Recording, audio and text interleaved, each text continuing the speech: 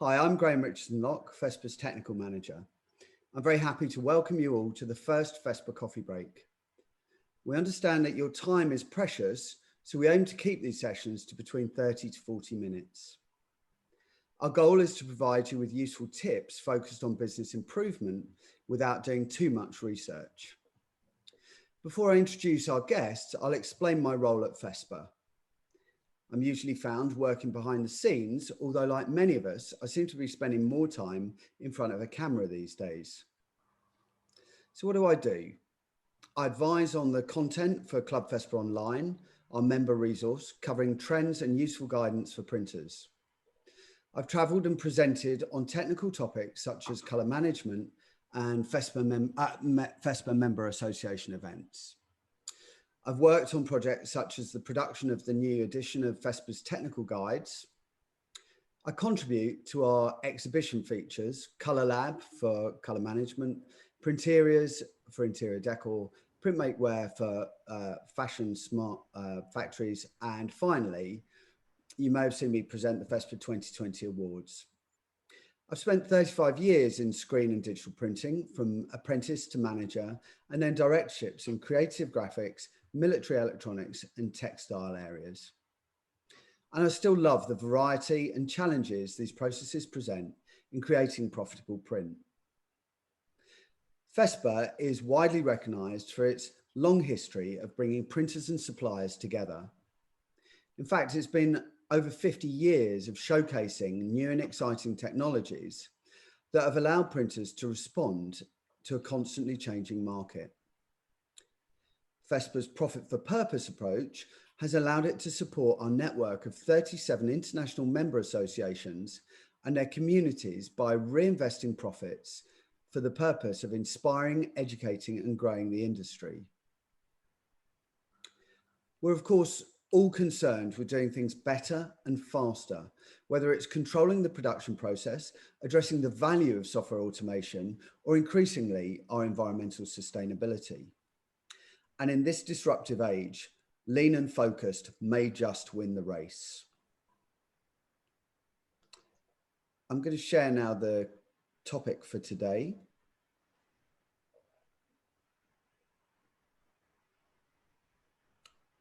In today's session, we're going to now address 5 questions on the topic of process control, how to set up effective colour workflows to save money. Then in the last 10 minutes, our panelists will take questions via the Q&A. And at the end, you'll see our contact details for any further discussion you may wish to have. I'm now going to share the panelists with you today.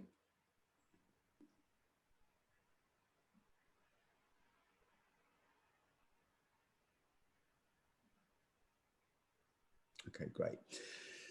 Today, we're joined by Paul Sherfield, founder of the Missing Horse Consultancy, who specialise in setting up digital workflows in the printing and pre-media industries. And we're also joined by Toby Burnett, the Director, EMEA and Americas for PrintFactory, the print workflow software developer. Paul and Toby, can you please introduce yourselves? I'll go first then, Graeme. Good morning. Welcome to this first of FESPA's Coffee Breaks.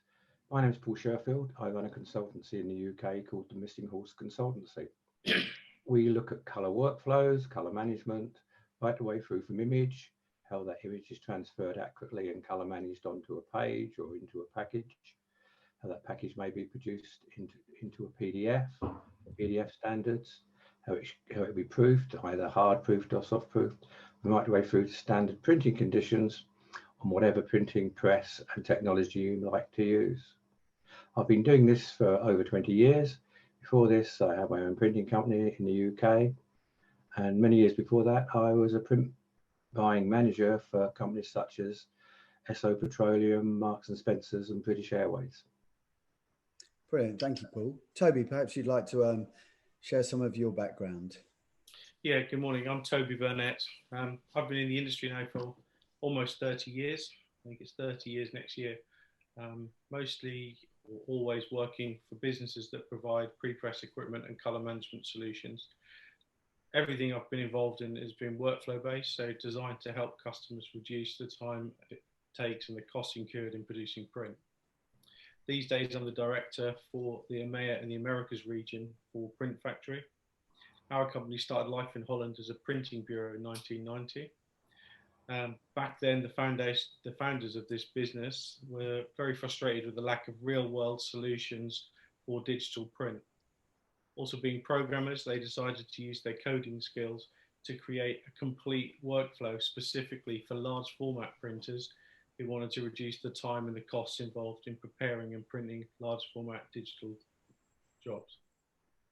The result of that was PrintFactory. It's the only complete ecosystem that's designed for digital large format printing.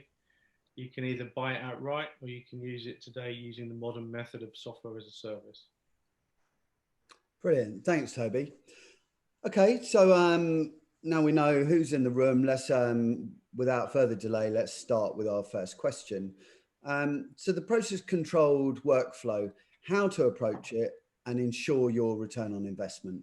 Paul, perhaps you'd like to begin. Yes, I suppose this sets the tone for the rest of the coffee break. It's about giving your clients trust in the way you're going to process their images, their pages, their point of sale, their textiles, their banners, their posters. It's also about making that production seamless and efficient and accurate. So what we're talking about here is managing your color completely through the workflow. You can engage your clients in this process by helping them get their color settings right, providing color profiles which you'd like them to use. You can offer them education in this area as well. And then it's about setting up your own internal systems to color workflows which match your wide format presses, your screen printing presses, and the substrates which is going to be printed on those presses, which we will cover in some depth later. So it's a complete color managed workflow. I mean, that involves screens, that involves desktop programs like Adobe CC, it involves PDF standards like PDFX, which we'll talk about later. And out of this, as well as making your clients happy, you will get a clear return on investment from installing such a workflow, such a system. It will reduce waste, it will reduce reworking, it will reduce the awkward conversations, your customer facing stuff with your clients about issues. Toby. So for us, a process control workflow involves our ecosystem, which is a family of applications that are designed to work together and reduce compatibility errors. So we have a single PDF file in our workflow. We're not making multiple PDF files. All of the applications are working around that one file. Each application uses the same PDF engine. So what you see on screen is actually how the RIP is going to produce the job. And the advantage of that is that you can reduce the amount of repetitive tasks that you make because the applications can be based on templates. One of the challenges in large format digital is there's a lot of variation in the type of job that comes in. So it's quite complex to automate that fully. And we help people to go through that automation journey so they can scale the system as they get used to reducing repetitive tasks, they can start to automate that connectivity to other systems. The end result is less wastage because you have less mistakes, is less wastage because you have less color retouching because we have a very controlled color management system. We have a normalization. Some people would refer to them as a color server. We're normalizing color. And it reduces the need to buy third-party applications from vendors such as Adobe or more pre-press specialist people. So the end result is faster, more accurate, more reliable, reduction in overhead, increase in profit. Great, thanks, Toby. So our second question is how to improve custom files, looking at formats, file formats and the issues that arise. So again, Paul, please give us some insight on what to prioritize. Well, it continues from what we've just been talking about. There's an amount of client education involved here. You can look at that in two ways, depending upon how you're marketing your company, how you're marketing your product, what sort of clients you have, and what their expectations are. Client expectations need to be set very clearly as you get into colour managed workflows. On one hand, you can say, we will take anything from our clients, InDesign files, Illustrator files, PowerPoint files, whatever, Word and we do the document. best job possible with them. Or you can say to your clients, I would really like them supplied as this, and give them, as I said, Adobe color settings files, so that they can make beautiful PDFs to your standard, give them your profiles and try and educate them. But most people take a halfway house with this. They will endeavor to get the best files they can from their clients and then still spend quite a lot of time putting them right. But Cool. the whole thing... on pre-media, where you've worked with pre-media clients, how ready are they to accept this kind of this guidance and support from printers? Is your experience very positive in this? I suppose my experience would be positive because the ones that approach me want to learn about this area. Yeah. But certainly, I do a lot of training of graphic designers. And one comment I often get is, why weren't we taught about this colour management at college? Not mentioned. I mean, why weren't they taught more about printing in general at college? They come out of college probably finding an awful lot about multimedia and forgetting the huge printing industry. It seems to be ignored in a lot of design colleges. But that's a bit of a side issue, which is a bugbear of mine. But it just reflects the need, doesn't it, for this work, really? Yes, I mean, most people, most designers, would never have opened the color settings panel within the Adobe CC programs, which is the heart of color management, which we may talk about later. Yeah. So then coming back to what print service providers should do, you've got to develop standard color workflows which suits your product and the substrates and your presses being used, and also reflects your customer's needs. So it starts from the customer and ends at the customer. You need to meet your customer's needs, make the customer confident of what you're doing, involved in what I call a wide area color workflow. And then you get all the advantages Toby talked about of being able to use any press at any time to produce the product color accurately. And one of the keys to this is PDFX, X standing for exchange. It's a range of PDF standards and specifications which produces PDFs which are suitable for printing. And it's something you, as a print service provider, should look at in some detail. Okay, thank you. Toby, would you like to add anything further to this? Yeah, I mean, it's interesting what Paul said about colour management responsibility starts at the design stage, and we built into PrintFactory is a proofing option, and recently we created a standalone proofing product aimed specifically at the sector that Paul talks about, because conventional contract proofing products are quite expensive, and we built a product to work with a simple Epson or Canon printer for under 700 quid.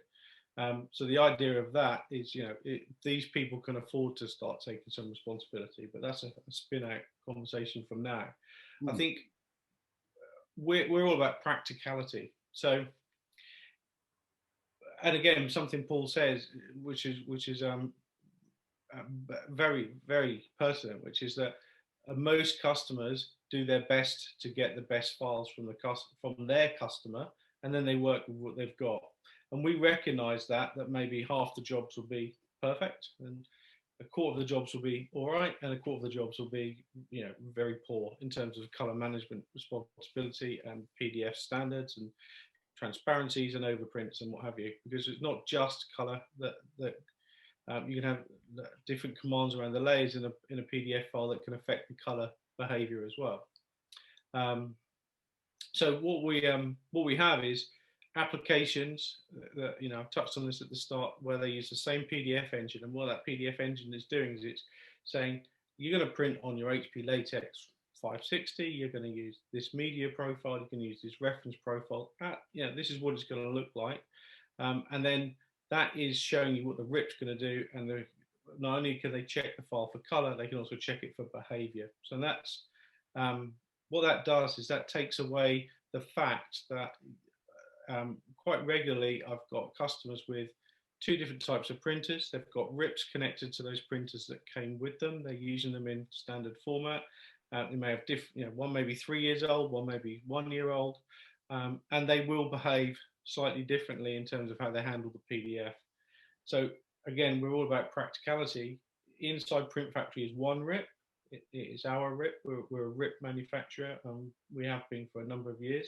Yeah. So you can get some predictability at the desktop as to what's going to happen with the file.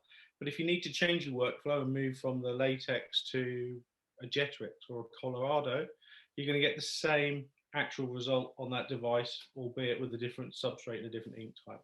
So, yes, streamlining the files up front with the customer and getting them into a standard is one part of the equation. The other part of the equation is when you actually produce the file, it's the equipment you own. If you've got disconnected applications, Adobe, InDesign, sending to two different versions or manufacturers of RIPs, there's a good likelihood you're going to see different results. Yeah, for sure. Okay, thank you for that. I think we need to move on to the third question. Of course, this is, dense topic, but hopefully giving some useful insights into some places to begin your focus. So our third question is screens or monitors, desktop software and print viewing conditions. With both of you having so much experience, I'm going to let you decide who goes first on this one. Paul's more experienced than me at this one, so I'm going to defer to the expert.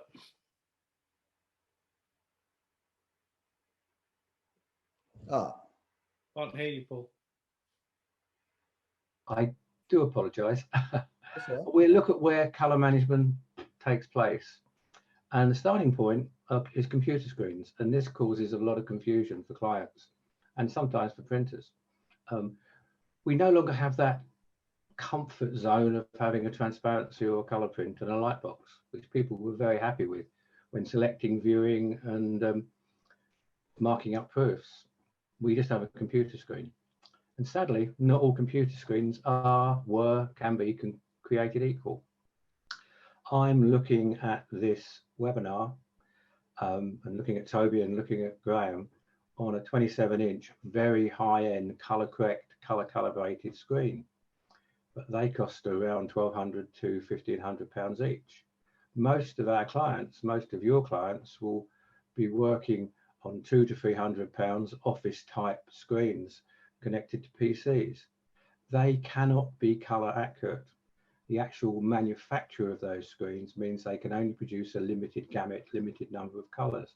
So they will never view the beautiful RGB images taken by a photographer, or even the converted CMYK images that you may provide to them to approve. And this, first of all, needs to be made very clear when you're sending PDFs for people to approve. They should only be for content, not for colour. And this causes a huge amount of confusion and cost to our industry, because people will make colour comments because they don't know any better. Mm. But then if you are looking at colour and want to look at colour and judge it accurately on screen, you need to buy one of these high-end screens with what's called an Adobe RGB gamut, and which will give and provide most of the coverage of all other gamuts you need. These screens then need to be calibrated and profiled, which usually comes as part of the screen package, and it uses a little thing called a colorimeter on the screen. It is the start of colour management, and often it can be used throughout the colour managed workflow, not only to view images, but to view colour managed PDFXs. That's the start of it, and it's a bit of a hobby horse of mine. I have some publishing clients who have, they call them centres of colour management excellence, where they don't have hundreds of colour managed screens, but they have a colour managed screen console in various areas of their editorial areas, so that when they want to view PDFs or pages accurately, they can just go to this unit and view PDFs. So that'd be a soft proofing station. Yeah, absolutely, yeah. We don't call it soft proofing because I don't understand that. Okay. Yeah. So, so especially if you retouch or want to view images accurately, you just need one or two of these nice screens attached to your Macs, attached to your PCs. People what say about gamuts of screens, RGB and CMYK. You can't see CMYK actually on an RGB screen. You can if the screen can provide the right color gamut. You need to remember that CMY are the secondary colors of red, blue, green. So if it can display wide gamut RGB accurately, it can certainly cover CMYK accurately. Let me come next to the Adobe color settings files. If you are working in that way rather than a completely integrated system, which Toby is talking about, you need to have these organized into your color workflows. There's a series of preset ones which comes with Adobe CC. Check those out and you'll see they're pretty limited and the defaults are wrong generally. So you can create your own color settings files, you can load your own profiles, you can export these profiles which are cross-platform with the color settings files and give them to your clients. It's a very interesting start to getting your clients working in your way. And Adobe Bridge is a good place to start that. You can make those universal settings in Bridge, can't you, across all your applications? Yeah, thanks for reminding me, Graeme. It's rather nice. Once you've got your color settings and you're working on a project and you know what your color management should be through Adobe Bridge, which is like a super finder application in Adobe CC, you can synchronize your color settings from Acrobat back to Illustrator, back to InDesign, back into Photoshop. It's very powerful. And a lot of companies now will actually put on their work tickets, what color workflow their pre-press people, their designers should be working in from day one. Very controlled environment. And then we come to standardized lighting conditions, which is part of viewing proofs, of course, and often looking at printed sheets. That's a whole can of worms that I think Toby can talk quite nicely about that. Okay. Thank you, Paul. I mean, the first thing I'd pick up on that is because, again, we have an ecosystem and the desktop application links to the actual PMM that somebody's going to print with.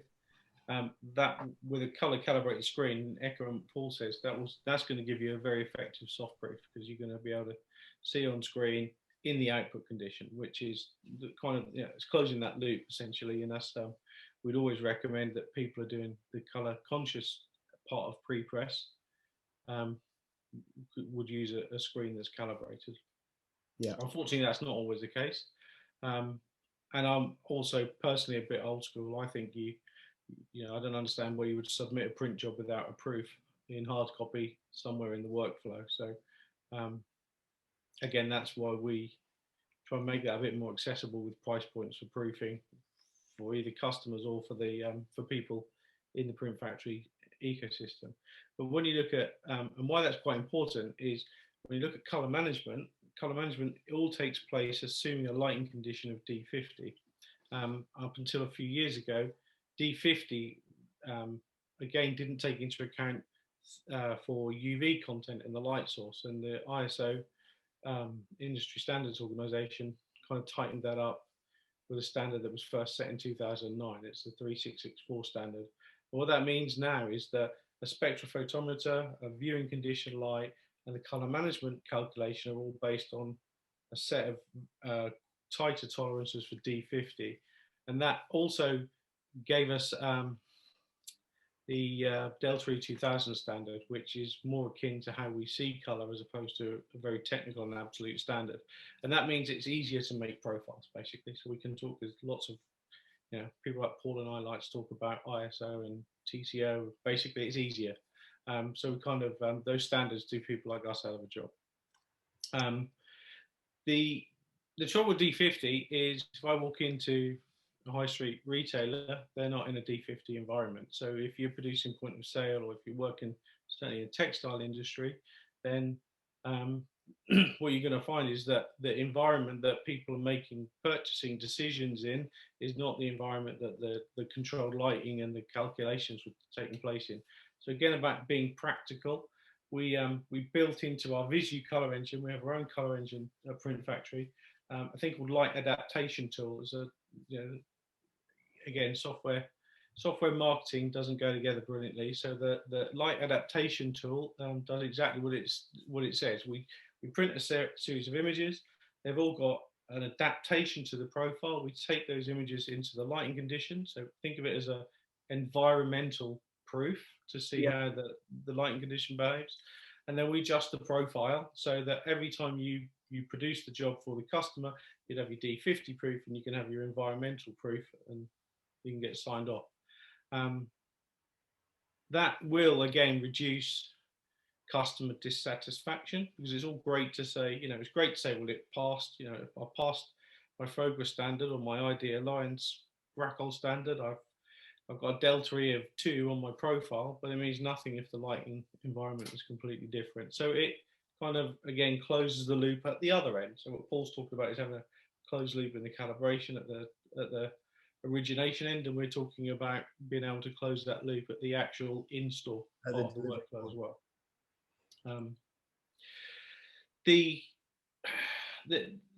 Paul talked about having lots of different output profiles for all the different conditions sometimes, and that's great.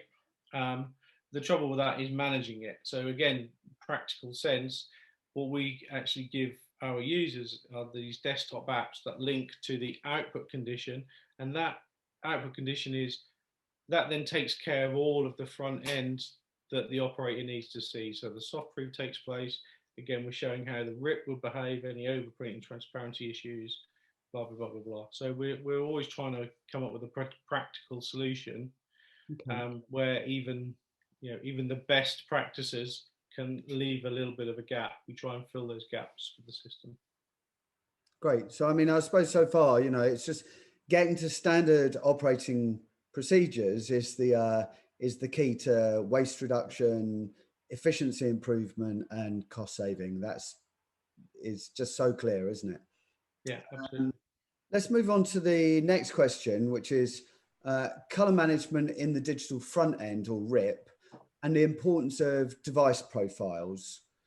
Toby, I think this one seems right up your street, so please share your thoughts. Thank you, Graeme. I mean, the first thing I'd say is people perceive color management to be this dark art and very difficult.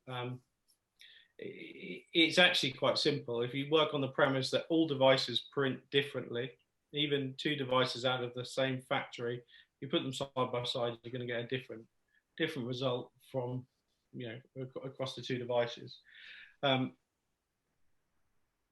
So basically they need a device profile, and there's two types of device profiles. You can have a standard ICC device profile. Take a substrate, print it on the device with a predefined set of CMYK or RGB values, read the resulting LAB or spectral values depending on your system, make an ICC profile, put that in your RIP, file comes in, we convert to our output intent, which I'll say is Fogler 39. That seems to be the most commonly used one in Europe. Yeah, which is the same as ISO coded, just to confuse people. And that will improve your color rendition from your device dramatically, because you've got a full characterization of the device. What we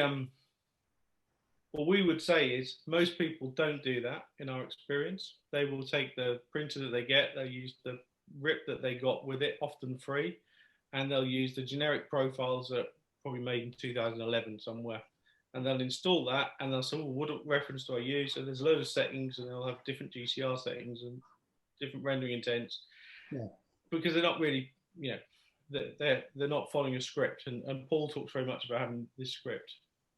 That means they're going to print wrong. Different is wrong. You've got to have you've got to have a common color appearance, or a common delta E tolerance between the devices. Now, again, we're all about practicality. We close the gap a little bit more than that. We have a device link ICC profiling engine. We were owned for 5 years by a very well-known proofing color management company. We took a lot of that experience and moved our resultant technology from standard ICC to device link ICC. And what device link ICC allows you to do is build a profile on one device, lift that profile, take it to another device, and recalibrate so both your devices are printing the same. What that means to the customer, it's great that we talk about how color management works, but in practicality sense, the devices will be so close you can start to print work across them. It's a common functioning proofing system, so I can trust the two devices to match. And we follow that for large format. So if I'm busy and I need to get a job out, I've got two latex 560s again. I can actually put the job across both those devices. As long as they've been recently calibrated, they'll work. That process to do that takes about 30 minutes from start to finish. So because we built that around a wizard, anybody can do it. So we're demystifying the dark art of color management. And what that means to our users is faster production, because I can use all my devices. Reduce wastage, because I don't get something off the printer and go, that's not right, and I have to go and retouch it, so I'm reducing time.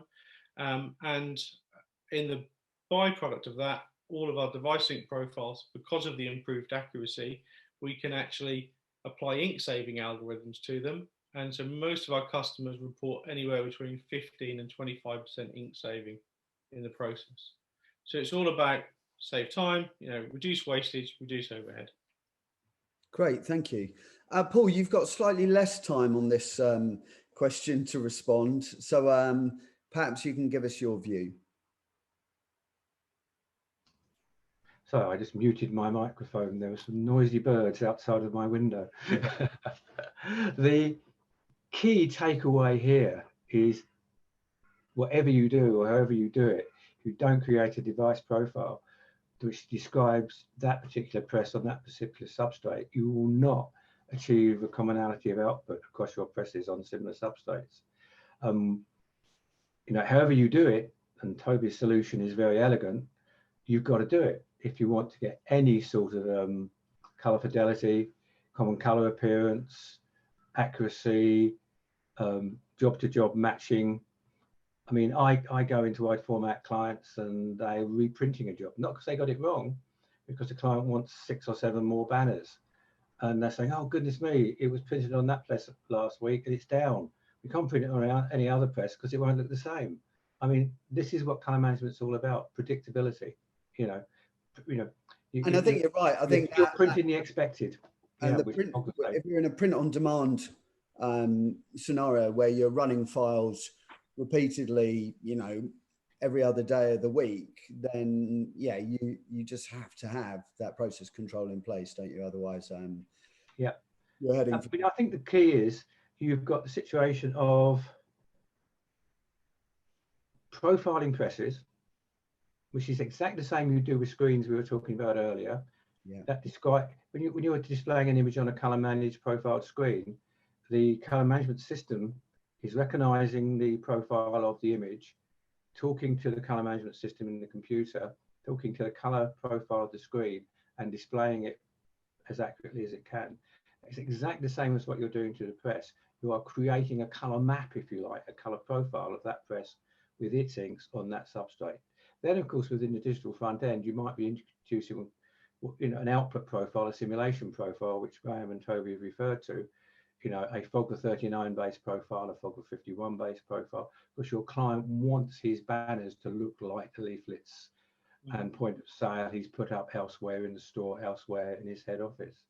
So you're matching a color expectation. You're trying to achieve common color appearance on behalf of the client. About 100 years ago, when somebody was teaching me how this stuff worked, they basically said every application speaks a different language, and the profile is the translation between those different languages. And when they said that, I got it. So if you don't have an accurate profile, the translation's all over the place. Yeah. And the difference between a normal profile and a device ink profile is the device ink profile, when it's made, you can compare the translation and it fixes itself, which I thought was a great explanation.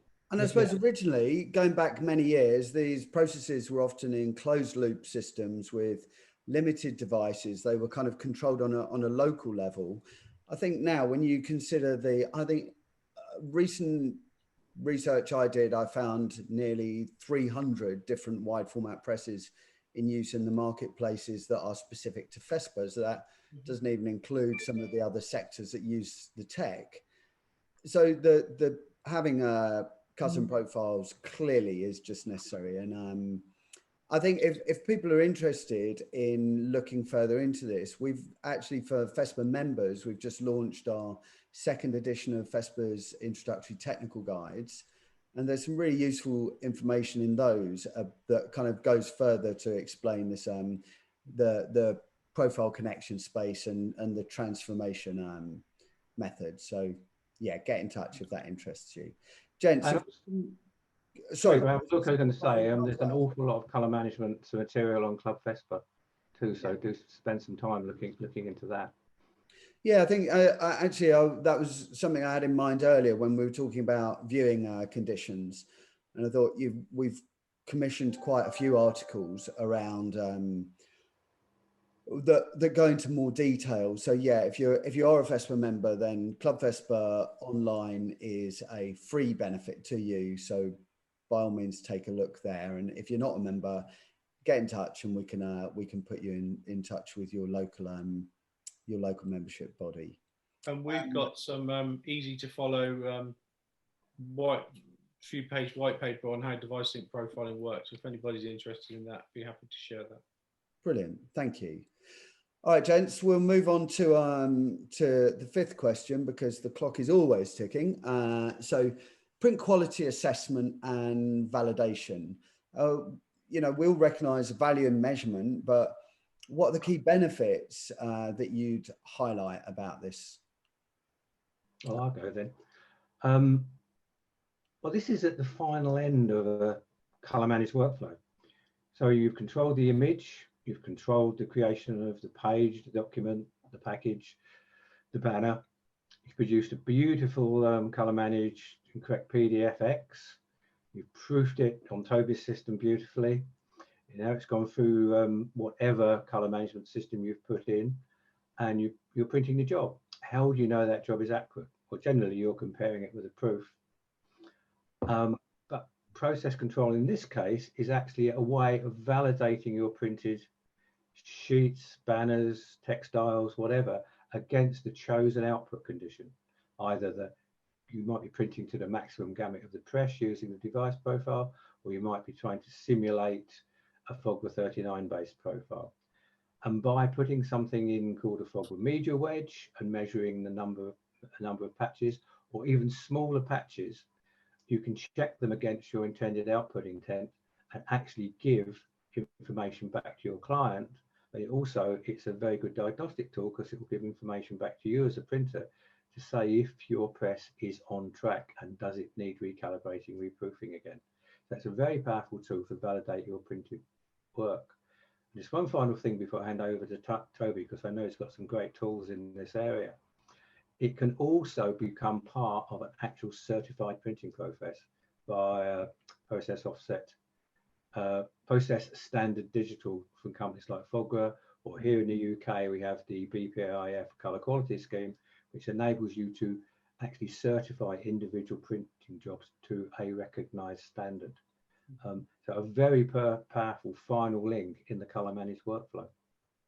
Toby. Great, thank you. Thanks, Paul. I mean, again, I'd second that. The print, let's call it quality assessment or print standard verification, closes the loop completely, and it kind of justifies the whole end-to-end process, that what you're finally going to give back to the customer is what they expected to see in the first place, and that's a successful job. Depending on where you are in the world, there's FOGA, there's ID Alliance, and there's the BPIF scheme. And obviously flying the flag for BPIF scheme, very worthwhile investigating into that. What we do is we're recording data all the time. So our workflow, being an ecosystem, every application is sending snippets of data up to a cloud resource that you can see with a web browser. So you can monitor the status of the job as it goes through, including how accurately that job was printed compared to the target values. And that means scanning a media wedge either on a nest, so a gang of jobs, or on each individual job, depending on how you want to use that. And we have built into that the option to print a label next to it or a QR code. And adapting technology, the QR codes is going to be the future around that for our business and for others, because everyone's got a smartphone in their pocket these days. As much as I'd love my old 6110 Nokia, I have an iPhone. I can scan that image and I can see completely online everything that happened with that image in terms of color consistency.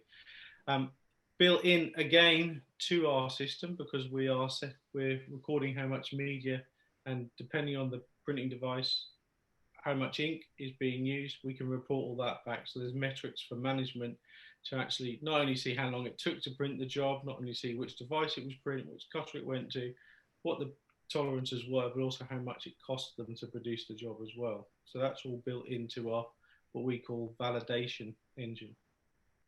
You can set your own standard. You can set FOGRA PSO or ISO 12647-7 or FOGRA PSD levels.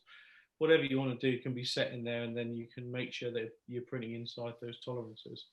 And they're just that, you know, that feature and the other stuff I talked about, they're standard features inside our technology. Graeme earlier talked about 300 known wide format devices. We have over 2,200 printer drivers, built-in printer and cutter drivers. So we're working with over 2,200 devices around the world, depending on where we are. Not all of those devices are using one substrate. So we've literally got terabytes of customer profile data backed up in our clouds, because they're all using different substrates. And all of those, you know, customers, about 17,000 active users at the moment, are using PrintFactory, all of these modules. The point I wanted to make is people think this is very expensive. When we talk about workflow, people think, oh, you know, that's out of reach. Our pricing philosophy, we were a printer, we were a service bureau essentially, and these technologies were out of our reach, which is why we developed our own technology. Our pricing policy is you pay for what printers are attached.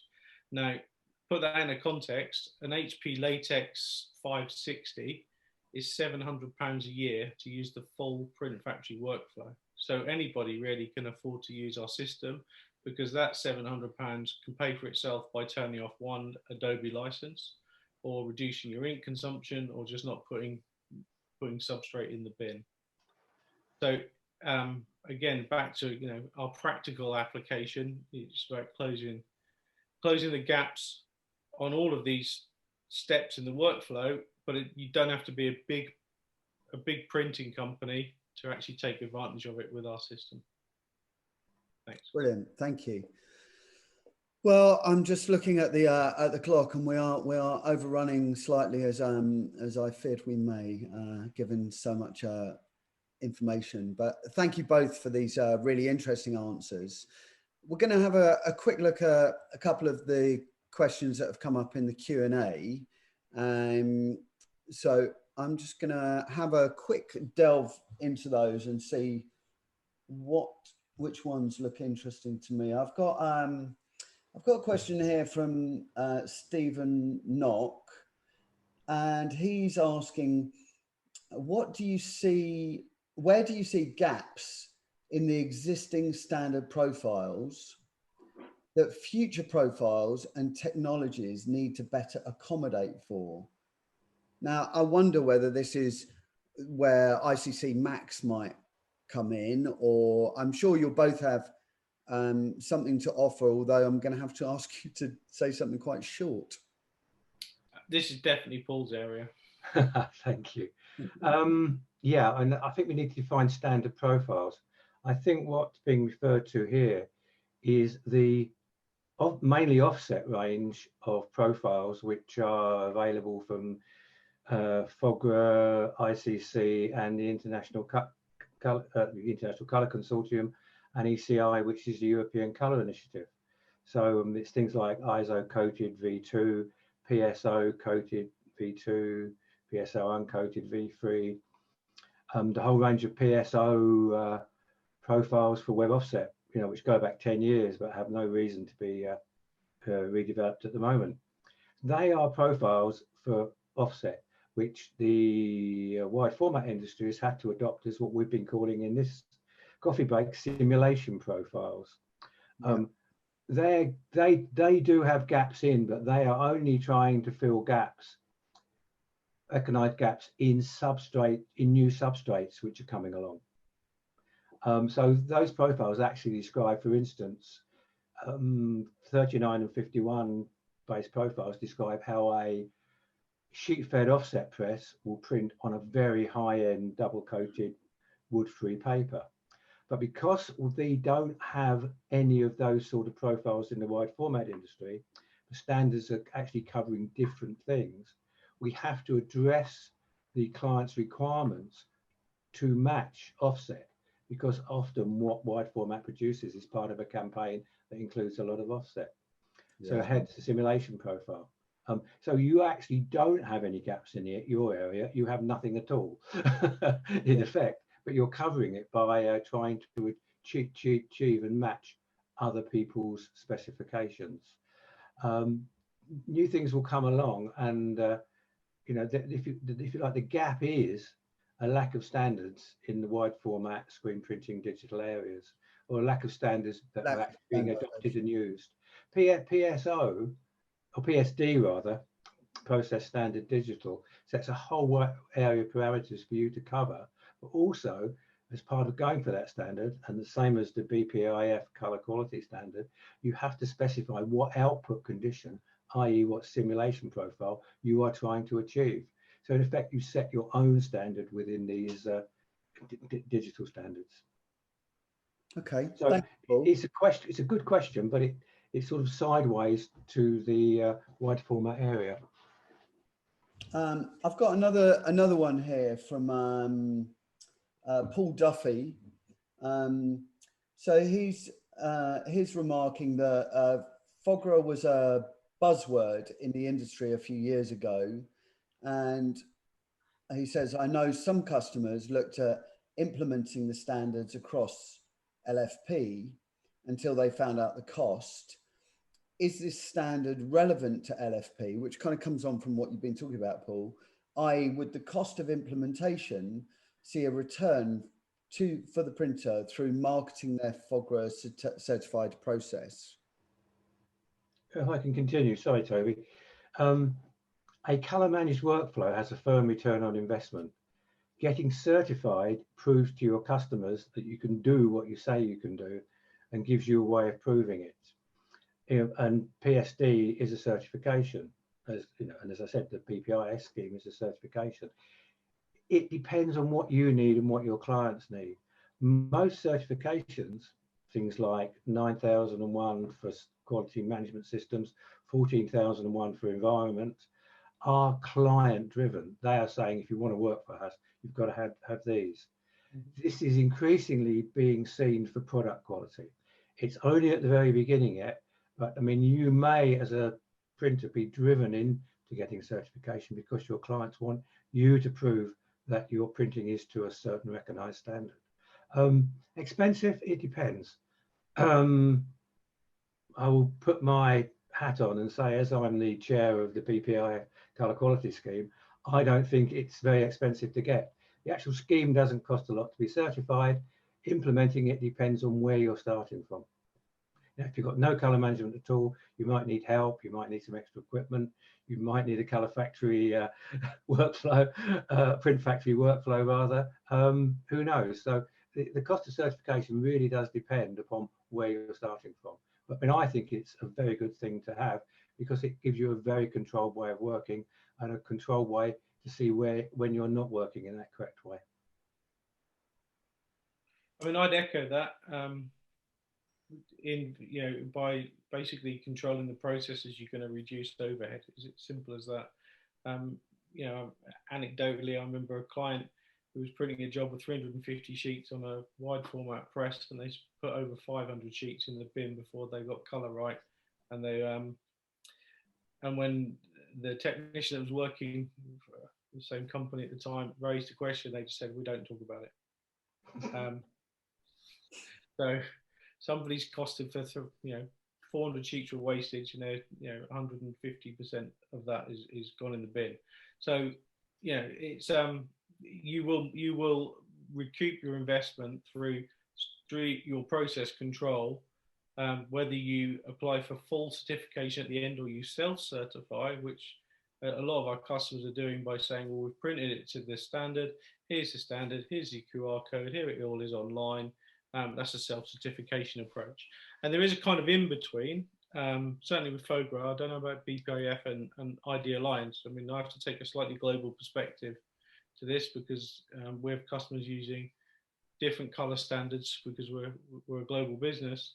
But certainly with FOGRA, you can certify some output by sending them in, and I think it's 300 or 400 euros per little certificate. And they say, on this day in history, you worked to this specification. But that isn't certifying your whole processes. Okay, thank you, gents. I've got one further question here now. I'm not sure that we're going to be able to give a brief answer to it. So, so really, I suppose what I'm going to ask you for is just your briefest of thoughts. But this one came in from Simon Dipple at Amplify, and he's asking, he's saying that maintaining color consistency appears to be increasingly difficult with large outdoor digital advertising screens and small handheld devices such as mobile phones in play to add to the myriad of print mediums. And he says, as a person who has always aimed to control color, he's questioning whether accurate color consistency is any longer a concern of brands and Joe Public. What evidence can the speakers present to dispel or support what people really think? Now, my view, just to put my 2 penneth worth in, is that there are, of course, use cases where, you know, there are so many environments which would benefit from color management and the consistency of managed color, but some of them are very challenging. My view is that you just manage what you can so that you can demonstrate that what you are actually doing is of good quality and reliable. And I think if you take a use case of in-store, so a shopper goes into Tesco's, they're looking to buy their Budweisers or their beers, those beers might be, they've got the primary packaging of the product itself, they've then got the secondary packaging being the box that it appears in, and then they've got the point of sale display. That's a good example of where you've got lots of different processes in play. They can be managed and they can be, you can get a decent simulation. I maybe have to step outside when it comes to the digital screen billboard world because it's frankly not my world. But do you have anything brief that you'd like to add to that? Well, yeah, manage what you can manage. I mean, if people weren't concerned about colour, they wouldn't be asking the printers to do what they're doing on packaging, printing to very, very tight delta E's. The drivers are from the brands, the retailers, the publishers. I mean, if you're printing a book, you want your colour to be as beautiful and accurate as possible if you're selling it for 25, 30, 40, sometimes £200. And it is market driven, but also because it's driven from the printers because they want to get it accurate and want to get it right first time, want to reduce waste. When you could argue that when colour television came out, you know, it wasn't even good enough colour, and the advertising looked different on every television set. I mean, as an aside, if you don't think colour management is needed, go into a store and look at 14 televisions all showing the same program. It all look different.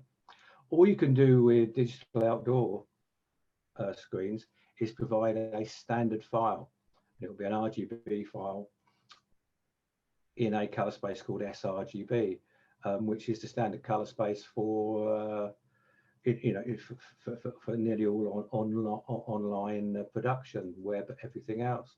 But I don't think you can set up one medium and say because that one medium isn't controlled, other mediums shouldn't be controlled. But it negates the value overall. Yeah, but certainly but the major brands, the major retailers, the major corporates, you know, are pushing more and more for, you know, excellent colour all the time. And talk to any of the larger printers working in these areas, as I know you do, Graeme, and they are demanding that you prove that your colour is right increasingly, and that will increasingly lead to more formal certification, I believe. And I think there probably will always be an absence of hard data from consumers as to the importance of the colour accuracy of print and graphic media. I just don't see that. I don't see that ever taking place. That I'm kind of aware of, but we still have to continue with our evolution and keep polishing our processes until they're as best as they can possibly be, isn't it? That's... Yeah, I mean, customers recognize brands by color. It's simple as that, and it doesn't. You don't have to have a big variation in delta E for orange to go yellow and vice versa for for blue to go purple. So you don't have to have that big a shift.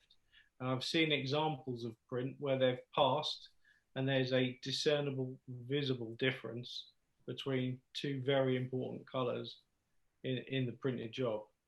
So the idea of having some color management, it can be as extensive or as basic as you need, but the idea is that you avoid those wide tolerances or color shifts. And brand owners, and they invest a lot of time and money and research in their brand colors, and they change them very rarely and often at their peril. And I think recently there was a Coke Life, which was green, and it kind of came to market and went to market. And you look at Coke Zero, that the slight changes in those brands that you've seen, and people continue to purchase what they're comfortable with. And when when you have deep variation in color, it's going to upset the brand owner or the brand manager. And one of the things you're seeing today is, while there may be an expectation that anything that's using RGB, essentially screens, while there will be a variation, the counter to that is these big consumers of print are actually expecting their suppliers to nail down on that and get that tighter, because they know that there is a lot more control around that. And you've only got to go and see the work that leading companies in our industry like Pantone and X-Rite are doing, and the communication that comes from those businesses to those brand owners that are saying to them, actually, you can get this right. So then the brand owner thinks, well, if I can get this right on an offset press printing a Pantone color, why can't I get it right on a large format digital press, which is theoretically easier to control because you just need a profile? So I actually think the opposite is happening. And what we've been designing some technology in the background around article management, and we've got some stuff coming later next year around how many copies you can actually physically print from a brand, and that's to help with fraud. Again, we've got a global business, and there's some regions of the world where fraud is a very big problem, and some regions of the world where it's a minor problem. So these guys are always looking at ways to protect their identity in the market. Okay, thank you, gents. I'm afraid we are officially out of time. I'm sorry to any of the people that asked on the Q&A for their questions to be answered that we haven't managed to fit in. If you would like to pick up that discussion with us, then you'll be seeing our email addresses at the end of this this session. I want to say thank you so much for participating, and please come and join us in a couple of weeks for the next coffee break, where we're going to be focused on looking ahead and building a more sustainable business, how auditing your business will reveal opportunities to save cost and demonstrate progressive thinking. That's going to be with Claire Taylor of Claire Taylor Consulting and Chris Green, the Director of Visual Comms at Antalis. The webinar will take place at 11 a.m. on Tuesday, the 3rd of November, GMT. So please do join us. The registration link will be out shortly. If you're interested in watching this webinar, then please feel free to check it on YouTube on FESPA TV.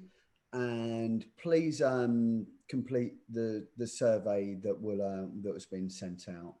The contact slide is going to be up again.